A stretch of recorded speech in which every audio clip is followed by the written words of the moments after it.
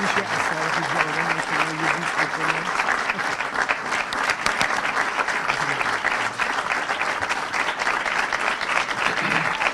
Thank you very much.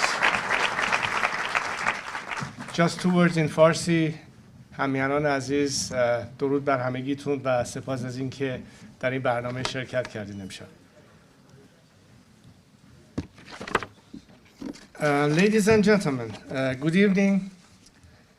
I'd like to thank Rabbi Cooper, the Simon Wiesenthal Center, No to Anti-Semitism, and the Museum of Tolerance for their kind invitation. I am glad to be back at the museum for this important conversation.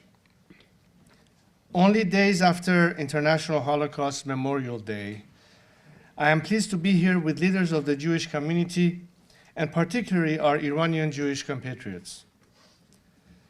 Just 4 months removed from the massacre of October 7th, we need not be reminded of the continued bloodlust that astoundingly many still have for the Jewish people.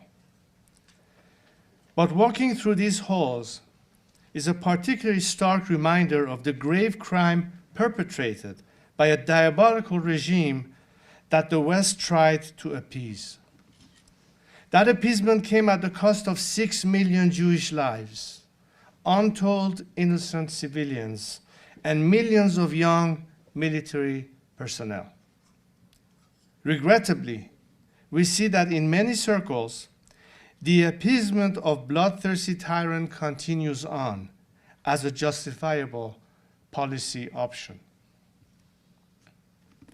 As more innocent people continue to lose their lives to the forces of hatred, allow me to speak in particular to the Iranian Jewish community. For more than 4 decades, this regime has specifically targeted you, your leaders, and your community.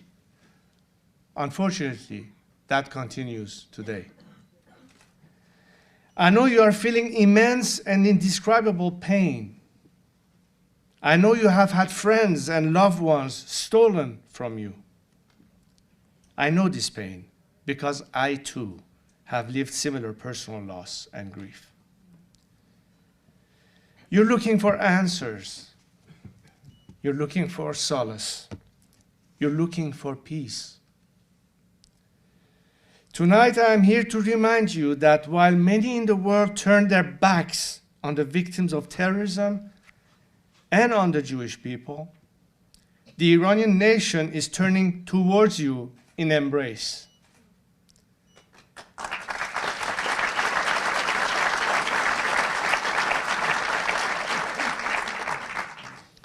When you see posters with the name of hostages being torn down in cities around the world, remember that Iranians, just as they did after the September 11th attacks, are demonstrating their sympathy and solidarity with the victims and the hostages. When you see the Star of David burned, remember that Iranians refuse to desecrate it and instead hold it high alongside our eternal Lion and the Sun flag.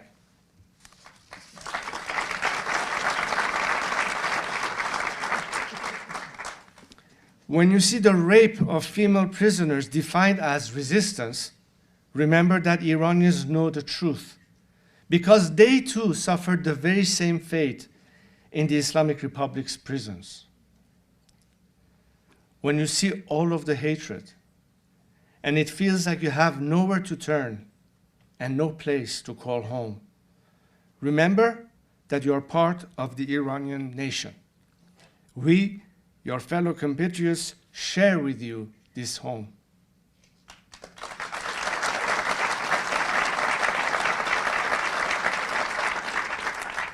When it feels like you have nowhere to turn, you can always turn home.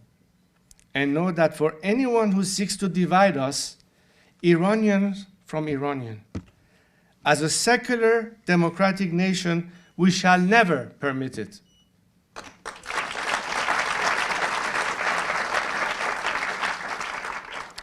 We extend the same welcome to our non-Iranian Jewish friends. Iranians stand with you in this dark moment. Because even though we don't share the same nationality, we have a shared biblical history. We Iranians have not forgotten it. If your rallies across the world, you have seen Iranians standing alongside you and even standing up for you, inspired by the legacy of Cyrus the Great.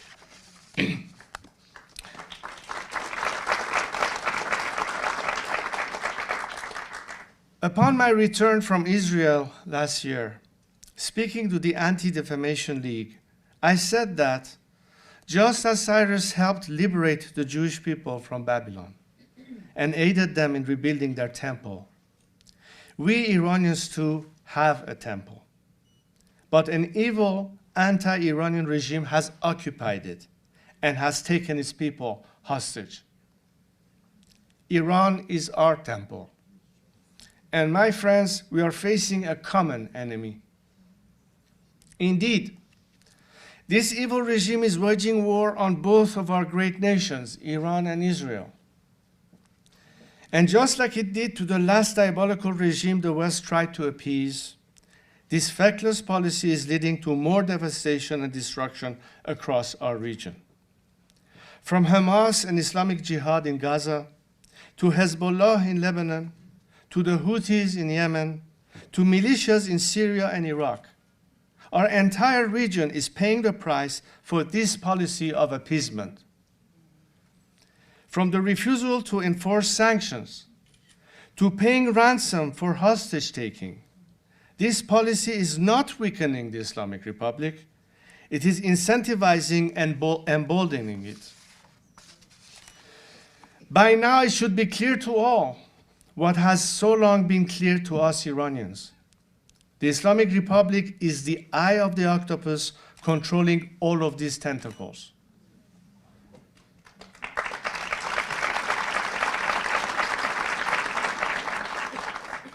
Attempting to appease this Goliath is futile. After 40 years, the time has come to give David a chance.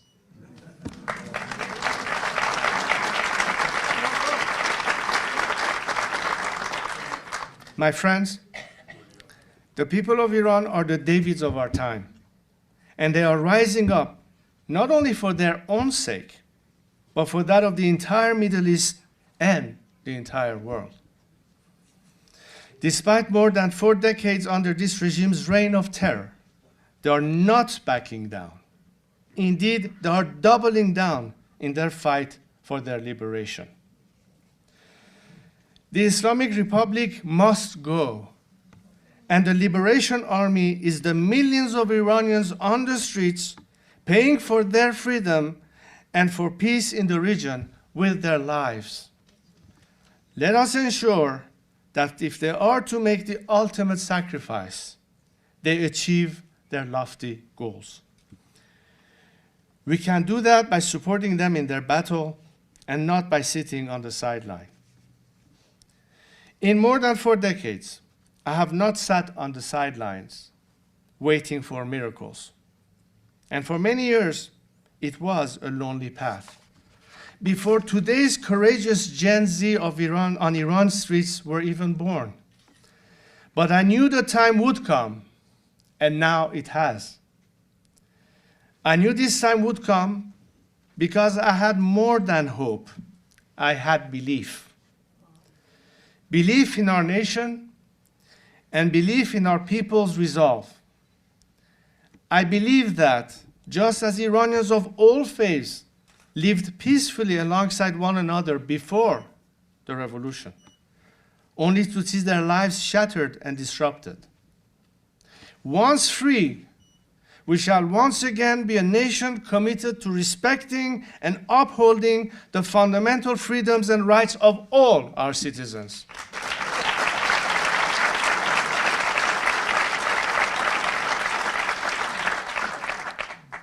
In light of such readiness, the world, particularly those whose vital interests depend on fundamental change in Iran, must seize this moment and maximize our chance of success by giving us their full support. I count on you, members of the diaspora, and all friends of Iran to join us in this campaign for liberation. Thank you very much.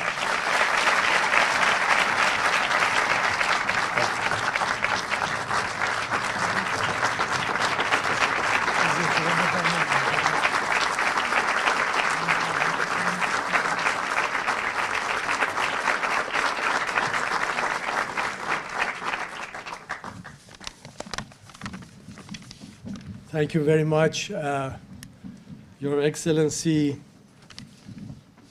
We are going to have a conversation between Rabbi Cooper and Crown Prince. I always, through my community activity, search for who is the true Jewish leader. And for me, Rabbi Cooper is the model. His title is the Associate Dean of Simon Wiesenthal Center, Director of Global Social Action. Titles are not enough, of course. Chair of United States Commission on International Freedom of Religion. Well, Rabbi Cooper has, for almost half a century, been at the forefront of defending human rights and fighting anti-Semitism. I leave it on Rabbi Cooper and the Crown Prince to have the conversation.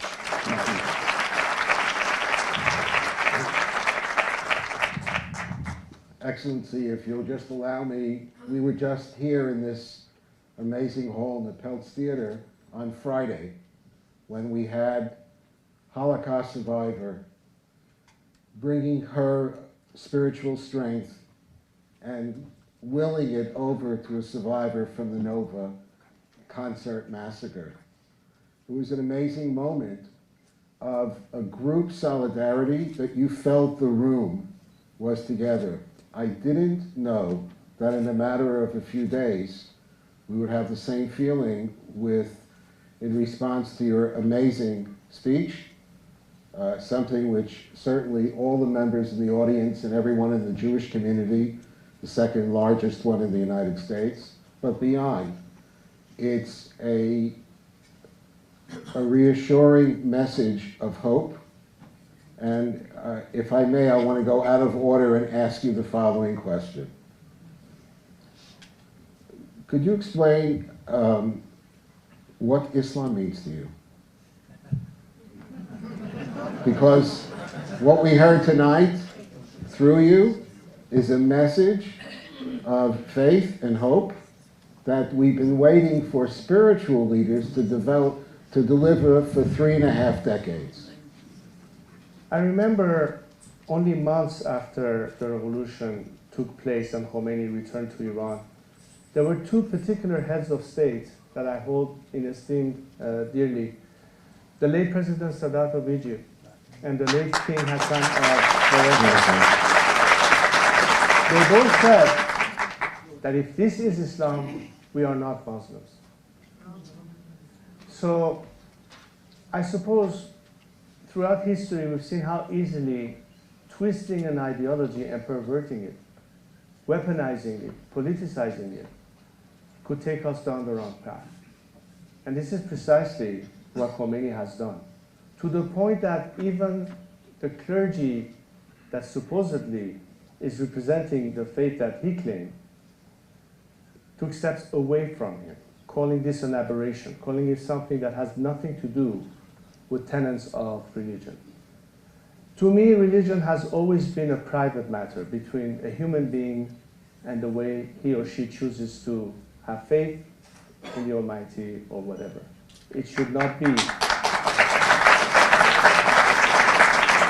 It should not be a matter of trying to impose our personal thoughts or ideologies on anyone else. I hope we see the day that on the streets of Iran, like it used to be, by the way, for the most part, anyone asking a fellow Iranian, what do you believe in?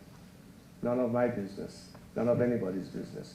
But the law has to protect this. And this is what we should all understand, that the guarantee for religious freedom is based on not just tolerance and not just these value systems of understanding the need for pluralism, but to understand how critical it is to respect these rights, something that this regime has undermined in the name of, oddly enough, religion. That's where the difference is.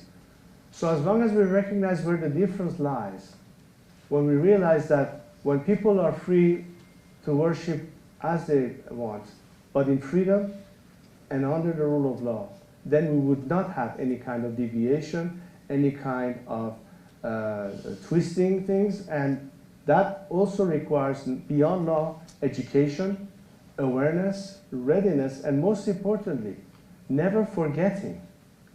Because a lot of what happens in our world today, and the reason sometimes history repeats itself, sometimes in the worst possible way, is not forgetting.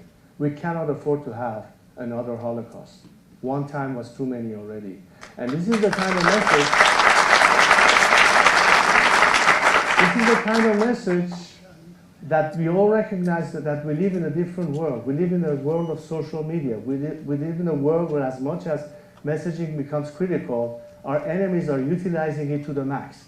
We need to make sure that not only we respond in kind, but make sure that those who are on the right side of history are much louder than our enemies. This is why we need to be together. This is why we need to be unified. This is why we need to put our entire energy in it, because that, my friends, is the difference between a horrible world that we can expect or a different world that we can all enjoy in the aftermath.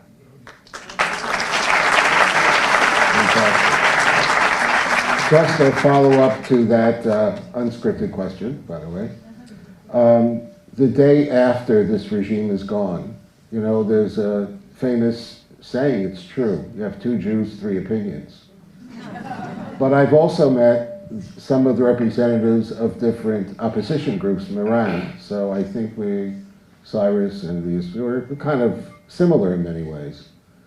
The day after this horrific regime is gone, are you confident with the points, the pillars you just spoke of, will they go to the fore for the younger generation of Iran into the future? Because there are many different ideologies vying right now for the hearts and minds of young Iranians. As I mentioned in my speech, today's Gen Z is, I think, the most aware, alert, and decided as to which path they want to undertake in the future. I think they learned a lot after several attempts at reform. We all remember the first wave, which was at the time of Khatami, and what happened on 18th of Tir to the students who thought that they may have a shot at it. That didn't work. Later on, it was the Green Movement. That also failed. How many times do we have to try the same route and be, at some point, disheartened? And I think if you followed recently some comments coming from former reformists, at least questioning the problem not be necessarily the reform-minded process, but the root cause of it being the revolution itself. And what do we need to move from here? Politically speaking, I think today's realization puts us on a much better path to go beyond this regime. So I think the conclusion as to whether or not this regime has to go is almost a foregone conclusion. Now we need 2 things. We need to make sure that they have maximum support. You have heard me talk to the world community, political leaders, lawmakers, and I've stressed the importance of a dual-track approach, how important it is to, in fact, implement maximum pressure, and parallel to that, give people the maximum support. These 2 elements combined will be enough to get rid of this regime domestically, still in the context of a controlled implosion, as opposed to leading to uncertainty and anarchy. But beyond that, it's a question of what happens after the regime collapses. Do we agree as a nation on a process of change that is democratic, that is a due process, that we can in fact prepare the stage for elections of people's representatives? So every aspect of Iran's future, the constitution, the formal regime, is open and clearly debated, not behind walls. I want a C-SPAN type coverage so everyone knows every day what's being said and what's being argued. Because I really believe that if Iranians are given the opportunity to ultimately vote with a clear understanding of every angle for the first time in their history, mind you, for the first time in their history, have an opportunity to determine their future. I believe that we are there. But as I said, we have to move the needle from hope to belief. I'm not sure how much we have the belief. Why is it not quite there? I tell you why. Because maybe they're cynical. Maybe they've seen too many times world governments throwing them under the bus. Maybe they're afraid that yet again, if they go to the streets, they end up being executed, they end up being murdered, and still nothing has changed. Now, there are certain things we can't control. And I've always said to my fellow compatriots, we can only depend on ourselves, not counting on anybody else. But it will be so much better. It will be so much less costly to us, humanly and materially, if we have the support from those who are willing to stand with us. We need to form a coalition of the willing to overcome this regime who is trying to divide us. And that's why we need to understand the true meaning of solidarity in this critical time. And I think my fellow compatriots back home are far more united, but they need that extra element of support from the diaspora and the rest of the world. That's our job. That's your job here, living outside. Make sure that we can bring the maximum level of support for them. And for what it's worth, legislators have to listen to their constituencies. You have to make the issue of Iran a key issue in the upcoming elections this year. And while on this vote, whether you vote Democrat or Republican, let's take a page out of the Israeli experience. When it comes to Iran, we expect nothing short of bipartisan support for the liberation of Iranians.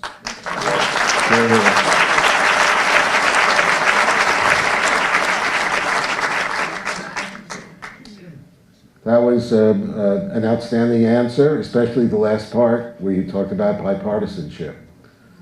So to test you a little bit further, we have VOA, CBS, Fox is up there, maybe a few others, and they really came here for the following question. The United States just lost 3 of its finest soldiers in an attack obviously planned by the Iranians and carried out by their lackeys.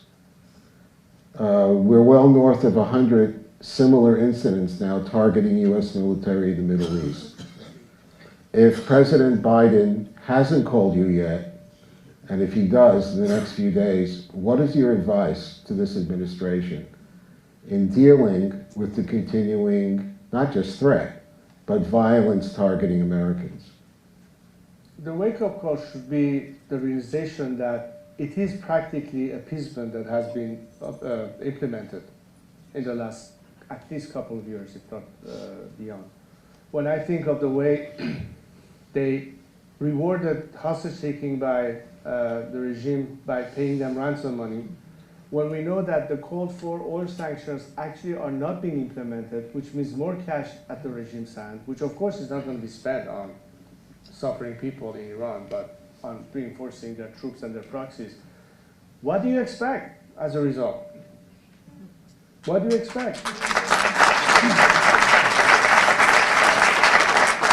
The best line that they could come up with was, don't. Are you kidding me? Did you hear Churchill say don't? Did you hear Ronald Reagan say don't? No, he said tear down that wall.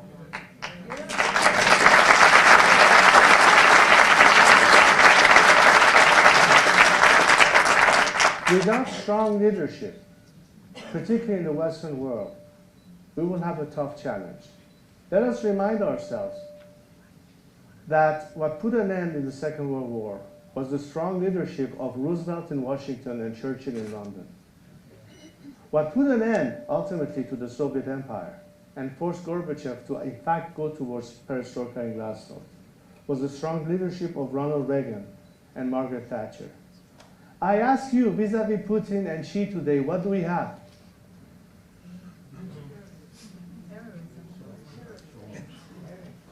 Just a question. But all I'm suggesting is that if there's any dependence by decision makers, they have to understand that the world is not going to be silent on that. This is people's power. We have to force the agenda. You have to force the agenda. Don't leave it up to them to decide. They've already proven that they're not making the right decisions. So we have to make the difference. I remember a phrase by President de Gaulle who once said, "Les circonstances ne sont pas favorables, il faudra donc changer les circonstances." Which means the circumstances are not favorable, we shall therefore have to change the circumstances. That's the game changer. We need to change the circumstances. So I would say exactly this, whether it's Joe Biden or Donald Trump or whoever might end up, that this ought to be the new look. As I said, trying to appease Goliath is no longer tenable. Give David a chance. David are the people of Iran. The people of Iran who have been the most natural army on the ground. Had it not been for some bad implementation, regime change got a bad name for a while. To be the truth, it was like taboo wording. You couldn't mention the word regime change in Washington for the last 2 decades. But now they have to rethink whether or not, in fact, that's not the ultimate solution. And we're not asking for America to send troops or invade Iran or do any of these kind of things. No, just support the Iranian people. Stop giving money to the regime, help the Iranian people.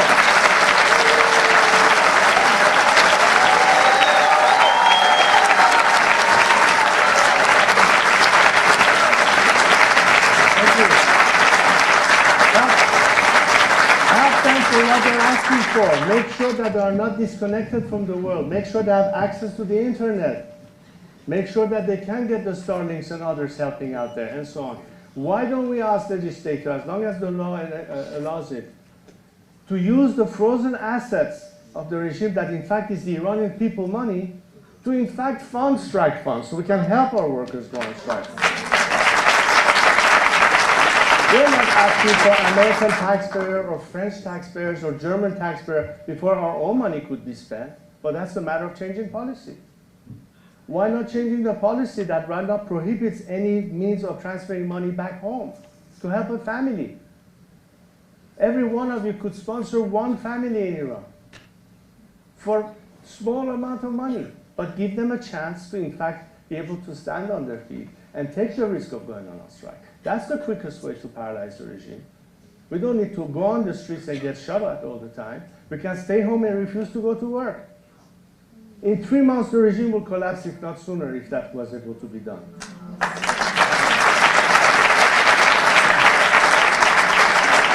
But instead, it is convenient to brush it around under the rug and kick the can down the road and say, you know what, this is a fait accompli, we have to learn to live with these guys. That's not true. That's not at all true. Because which part of the regime in Iran represents the Iranian people? None. What legitimacy do they have to sit at the negotiation table? Whether it's JCPOA or any other negotiation, they don't speak for us. They don't represent us. So that's adding insult to injury, because you're turning your back on a nation that shared, by the way, the same values that you do about human rights, about freedom, about liberty. But you still choose to deal with the status quo and help them. We have to make this equation change. And again, I go back to my previous answer. This is where we can make the difference. We can speak up, we can take action, but in unison. I know there will be time for disagreement. That's normal. No, we cannot all think the same thing. But let's do it methodically. Let's do it in an arena where there's truly freedom of expression, where we can have open debates, when we can have free media, when we no longer have political prisoners, when we can have political parties that participate in the political process. Then we can have all the debates. But to get there, and in absence of any of this, there's only one solution. We have to do as the Iranians what we need to do, but we need to talk to leaders in the foreign countries that at least claim to be valuing the same values, that rather than negotiating with your sworn enemies, why don't you start helping your true friends? That's how the difference will happen. And that's what we need right now. This is the time. We have to take advantage of this moment, because I don't know how long this window will remain open before yet another generation of Iranians are sacrificed for nothing. So one more exit question. Very interesting point that Excellency has made, I think, twice, that Gen Z in Iran sounds like they may be almost like the secret weapon emerging in terms of change. The gap between Gen Z in Iran, and you've been living in the States now for a quarter of a century, we've all seen it, and where Gen Z is here in terms of their priorities in the States and really generally turning away from international issues and not knowing very much about the past, including Jewish kids, about the Holocaust or anything. How can we connect? How do we get these two parts of Gen Z to begin to communicate with each other? It sounds like that could be a very positive effort for both sides. Again, using social media as a main tool for information, I'm not saying everything that is out there is necessarily accurate, but for the most part, most of the clips, most of the footage that you get from Iran, every day in the four corners of Iran, what you see on the streets, when citizens that report it one way or the other, they post it either on Instagram or whatever other means there is. I implore politicians, and for that matter, world media, to pay some attention to that. Because if you're only limited to some academic debate in their own echo chamber and so-called panel of experts on Iran who really are detached from that reality, you're not going to get the right read on the streets of Iran. To me, that's the first thing I look at. That's the first indication of where our society is today. What are their daily peace? What are their daily problems, whether it's economic or otherwise? But ultimately, what does it build up to? Where do we find a common slogan or a common, how shall I put it, direction as to we can all finally find the path? And to convert that into our message, not among ourselves only, but to the world community. This is our ask. This is our priority. This is our expectation. And not let the narrative be controlled by people who know too little or are trying to push an agenda that is not truly the will and the ask of the Iranian people, because we have that problem too.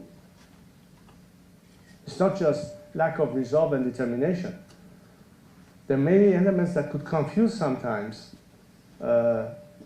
politicians or legislators, even media.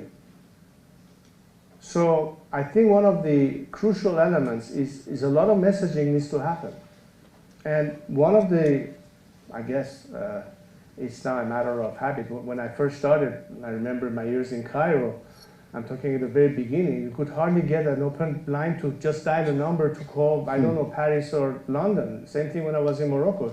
Today on your cell phone, you could be in the middle of the desert with your smartphone and you're connected to all sorts of different platforms and can communicate instantaneously. It's a different world we live in. It's a tool that despite the regime's attempt to curb, despite trying to force you to be disconnected, or if you need to have filters or VPNs or what have you, the fact is they recognize the power, the potential that exists for this communication.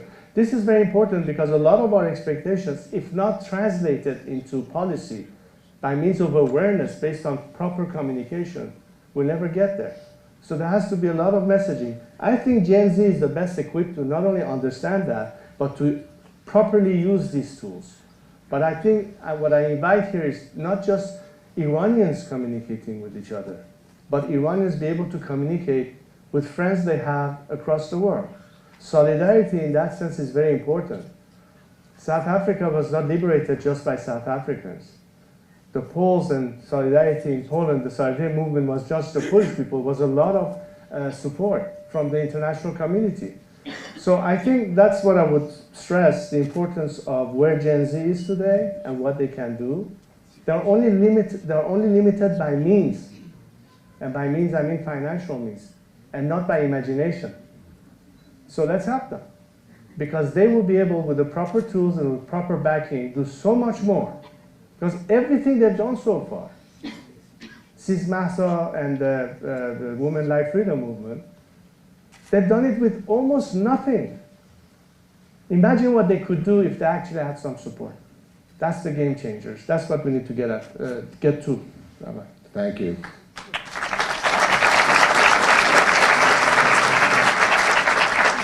Two last questions. You've been amazing with your time and with your openness. You recently visited Israel. So what did you think you were going to experience, and what actually happened when you spent time in the Holy Land? I was tremendously moved because it's almost like, you know, often read history books and what have you, but to actually be there at the wall and sense 25 centuries earlier what took place and what led to it, that was very enlightening. My wife and I really had a very deep emotional visit of the Holocaust Museum in Jerusalem. That should be on everybody's bucket list, by the way. Again, to know and not to forget is very important.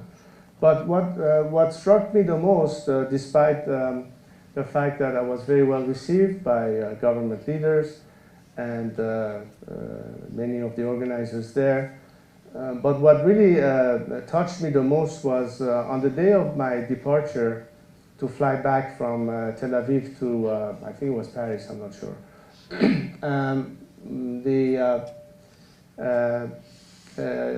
Gila Galmiel, who was our host and the coordinator, and her husband took us to some cafe right by the, I don't know what you call the street right next to where it looks like Venice Beach. You know, all the volleyball and people jogging and all that. And then average Israeli citizens will walk to us, emotionally hugging us, taking pictures, selfies, you name it. But most important thing, the way they said, oh my God, what a different world it would be once Iran is liberated. That's what we want, to have that relationship with Iran and have people who it is for our two countries to have that kind of relationship. This is not some politician saying it. I'm talking about normal people. You saw the reactions of Iranians days after the unfortunate attack, as the regime was trying to orchestrate a pro-Hamas or pro-Palestinian action, and in a couple of soccer matches in Iran, and I don't think I can repeat these words because I'll cover my ears. You're going to hear a lot of bleeping on whatever the media will broadcast, but it was a clear answer of people. I'm not talking about people outside of Iran, mind you. It's much easier to do this in Berlin or London or here in Los Angeles. In Iran proper, under the watchful eyes of the regime, openly saying, you know where you can take that flag. And at the same time,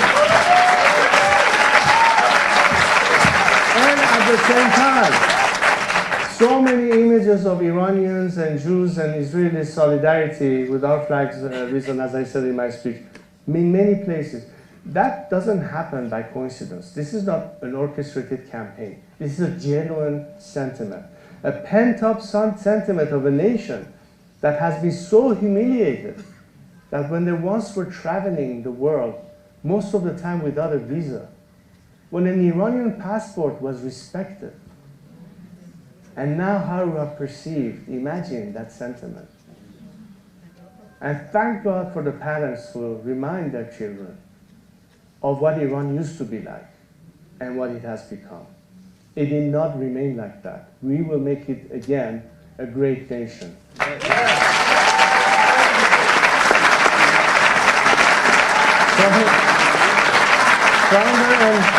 Stronger and better than it ever was.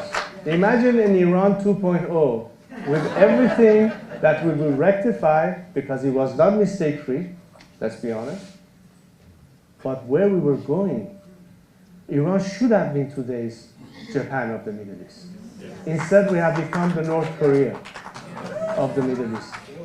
Do we lack resources? No. Do we lack ingenuity and know-how?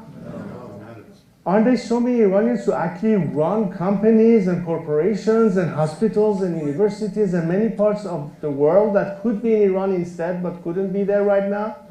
Because many of them were forced to flee simply because they were Jewish or Baha'i or politically different minded than this regime.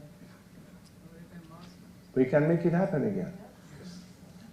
I ask you once again, don't tell me anymore, we hope.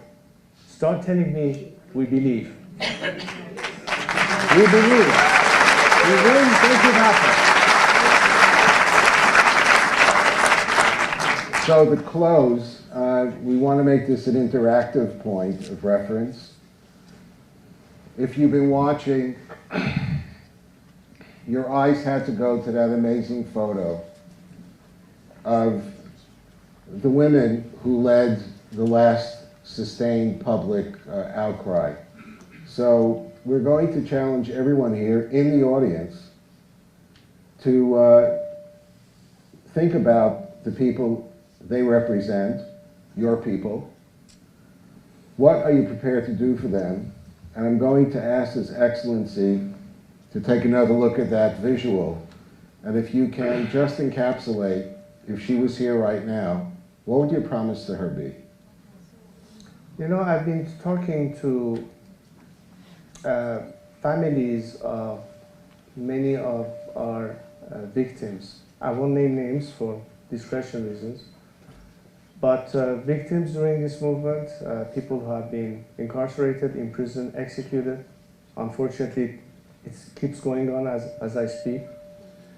And beyond the promise is, again, the fact that the price we had to pay to get to where we are today, to understand how critical it is to be proactive as citizens in a nation. We can no longer be, as traditionally our country has been for the most part, I believe, sort of passively hoping that a government will be better than another or things will get done, but we don't live in that world anymore. We have to believe that every single citizen and his or her voice is critical in this participation in building a country. You cannot just pass the buck to some authority and say, you get it done, we'll just sit back and watch.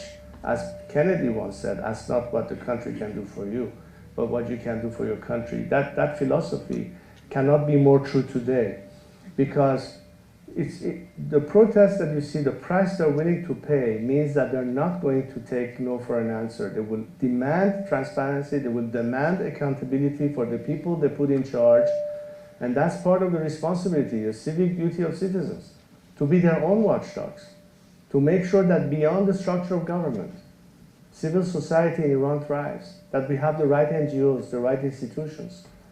I want to use an example. For instance, talk about their rights. It doesn't matter how many good laws we have in our system. It doesn't matter how well protected they are under the law. I bet you as we speak right now, at least half of Iranian women don't even know what they're entitled to begin with, as their normal rights. Do we have, and should we have in the future, institution that gives them added protection? If a woman is battered in the family by a husband, or a daughter is molested, or sexually abused, or anything that forced them to leave the house, do they have a place or a shelter to go to? Can government only do that? No, it goes beyond that. We have to learn from other countries and what they are doing to strengthen our society, give all the equipment, the tools, the knowledge, the know-how, and the implementation to do that. But to change that mindset before we have to protect them legally, I think, again, I go to the issue of a cultural change. We need to have a change of culture. Farhang sazi, as we say in Farsi. That's the most critical part. It starts at the nucleus of your homes. It starts in our schools. We even have to start thinking of how to educate teachers so they can then educate our children. I don't know how many lawyers we have today that know anything beyond Islamic law. The minute the regime collapsed, we have to at least go back to the previous laws, because while we are in transition, there are elements that will happen that cannot be treated under the current laws. Imagine divorces, inheritance, a lot of things that can happen in transition. There's also the issue of transitional justice. I'm talking to a whole host of people. Legal experts to agree those issues, economists to think about what will happen next short term, a roadmap to recovery. This means engaging everyone. It's not just a political exercise. It goes well beyond that. So I think these are the critical issues. And I suppose it's not a promise, it's a commitment to focus on what is most critical, in my view, in my humble opinion, as the nuts and bolts of laying the foundations right. And this is where that messaging is going to give them more understanding of how they can go down that path. We're not going to decide for them, but we have to give them the best means to have the best choice possible so they can then make the ultimate decision. It's a process, and my first commitment, and as I always promised, my entire mission in life is to make sure that I steer this ship out of troubled waters, get them to a safe shore, and lay the groundwork for democratic transition to our future with their participation, because it is then that they will be able to be involved in the process. And that, I think, is the difference between something we never had in that sense in the past, and that's what we ought to have to start on the right note for our future.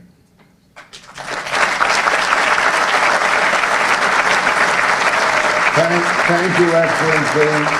I think they give an amazing insight as Iran is between past and future, not just the snapshot of the situation, but the vision of a true leader. We're grateful you've come back to visit us, and the next time perhaps we can meet in Tehran. God bless. Next year in Tehran.